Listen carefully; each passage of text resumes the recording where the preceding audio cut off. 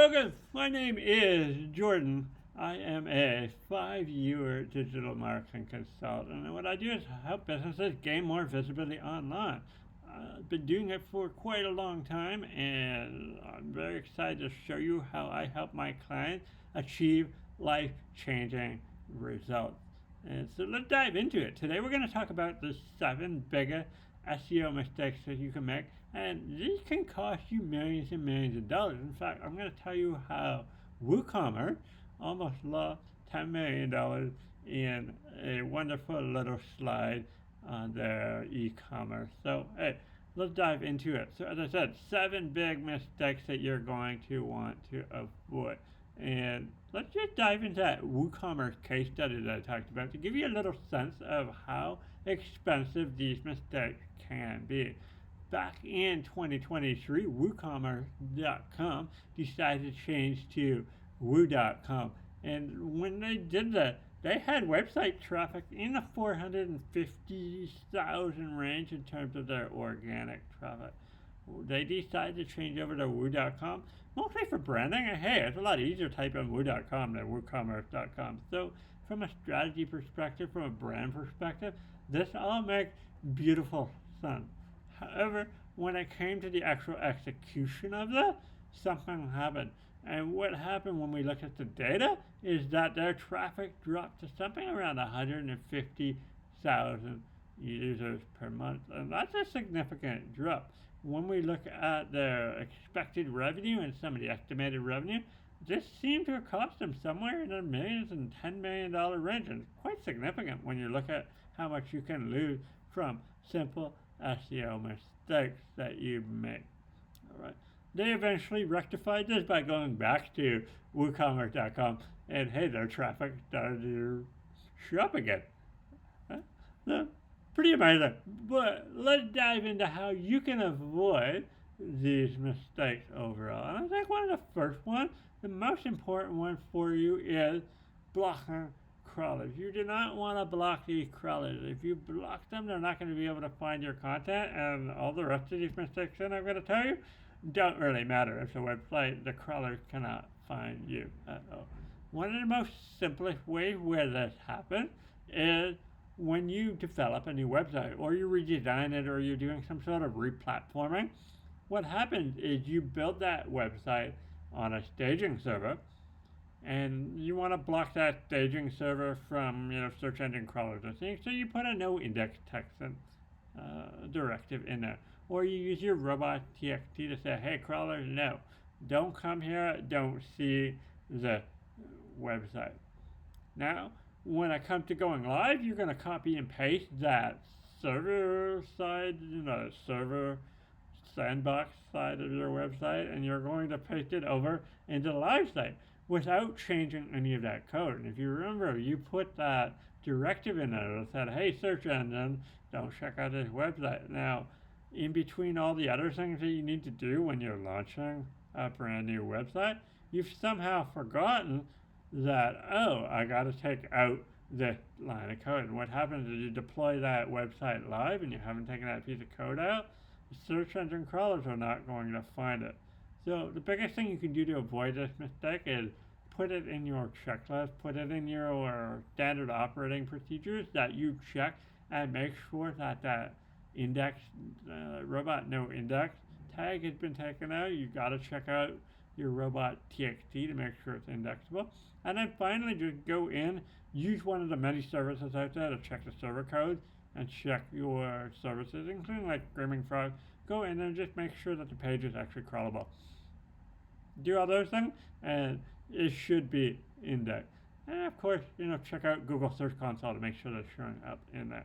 The next big mistake is not having an H1. Now, the H1 is the most important heading. It sits at the top of your page for the most part, and Google is going to use this H1 heading to understand what your page is about. And that means that it may be using that H1 to change the blue link in the search engine results. And so that's really critical. If that blue link is changing, you're not going to have as much opportunity to send people over to your website. So think about this H1. First of all, make sure you have an H1 on every single one of your pages. We do see some websites that have two H1s on their site. Avoid that if you can. It's not the worst thing in the world, but if you can avoid having two, do that. It's only going to make things a little bit more confusing for the crawlers if you have two of them on there. And then once you do have your H1, what you want to do is try to put in your topic or your subject. You want to try and front load that into the header. And I think that's a really smart move for you. Keep it as short as possible, keep it compact. And the other thing you can do is use our GPT. I'll link down to it down below, and you can use our GPT to help you with your page titles and your H1 and so on and so forth. All right. The next big mistake for us, what we see quite often, is not using internal links. Internal links are very much like external links. The only good thing and great thing about internal links compared to external links is you have complete control over what the anchor text is, as well as the page that you're going to be linking to. And that's super duper and awesome, because when you do an external link, you're getting some authority, but you have less control over what the anchor link is, that optimization part of it, as well as what page they're linking over to. You have less control over those things. And so just the control factor in itself should make you clue in that, hey, these internal links are really helpful. We should focus on that. But it's a lot easier once you got your internal links, once you got those set up, then you can go out and, hey, focus on those external links. But like I said, get those internal links sorted, get those internal links figured out first, and then go and look outside of your website. Another big mistake that we see is not including alt tags on your images. And so an alt tag is, for a long way of saying it, is the alternative tag. And what this tag does is it provides accessibility for people. So if you are somebody who can't see, it's going to describe that image for them so that you can sort of see it. It's a description of the image. And so that's helpful from an accessibility standpoint. And just from that perspective, I think it's super smart to do it. To help everybody. Why not make other people help you? It's super easy to do. But for your benefit, from an SEO perspective, Google is actually using your header image, and particularly the alternative tag, the alt tag in that header image, to understand what your page is about. And if we're going to use the Pareto rule, that 80-20 rule, we're going to do 20% of things, it's going to get us 80% of results. Focus on that one single image. If you're going to optimize any image on your website, focus on the header image. Make sure that header image is both relevant to the page, but also has a great alternative tag that's set up for it. Okay, so do that. Add those alt tags into your images, particularly the header of the image. That's going to be a really critical one for you. URLs are another place where we see a lot of mistakes happen. And the most common one is people using too long of a URL. And that both includes the file structure of the URL, but also the slug part of it. You want to keep that as short as you possibly can. This is A, for people to type in. Secondly, visually it just looks better. And we do know that Google is using URL to some effect to understand what the page is about in terms of the keywords and the words that you're putting in your URL. It's just another way for you to optimize and get a little bit closer and give Google a little bit more understanding as to what the page is about. So be careful with URLs. Watch out for your CMS. It's going to sometimes do automated versions of those URLs, and it's not always going to be the SEO optimized version of it.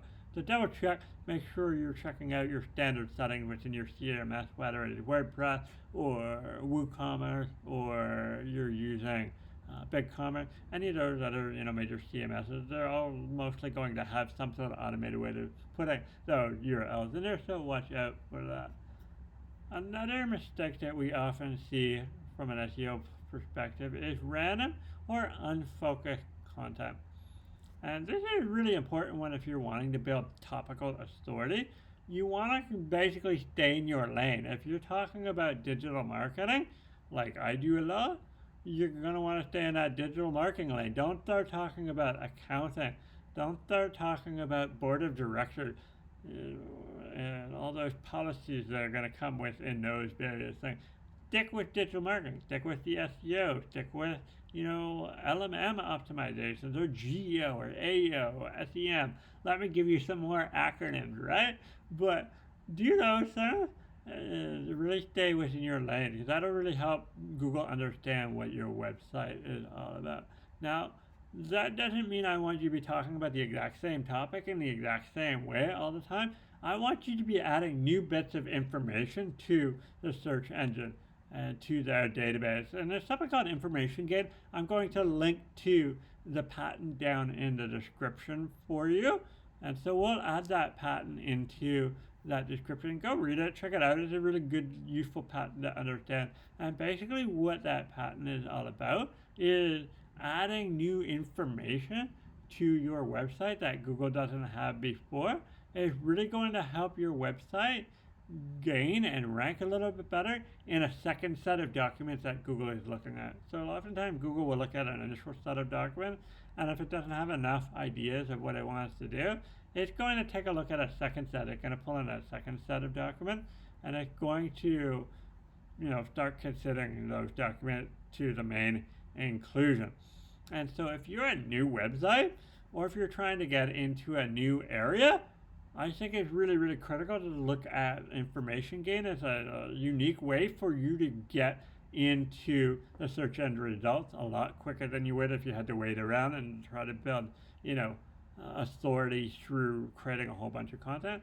Use that information gain. Look for ways to add little new bits of information that are relevant to the topic at hand. Now, one of the last and the very last mistake that we see is not including a call to action or what's next to your content. As SEOs, we spend a lot of time thinking about how do we bring traffic to our website. Oftentimes we neglect and we forget to think about the cash register. We've got to remember that businesses, it's important for them to have dollars in their cash registers, and if you forget to do that, then you're probably not going to be sticking around as an SEO for much longer. Businesses need money. They got to pay your salary at the end of the day, okay?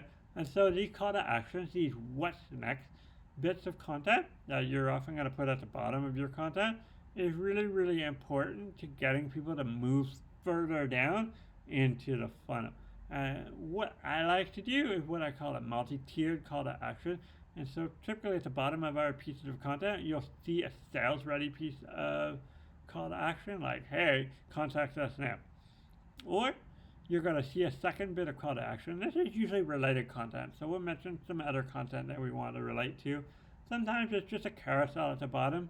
All right. And the reason why we do this is we're not always entirely sure where somebody is in their journey in visiting us, so we want to give them a chance to choose their own adventure, to give them a little bit of insight, give them a chance to move along a little bit further in their journey with us. All right. So there you have it. That is the 7 most common SEO mistakes. Think about those through your next project. Watch out. Be careful out there. And let's see you grow your business. Tell me any questions, any comments that you have down in the comments down below. Otherwise, we'll see you next time. Thank you. Goodbye.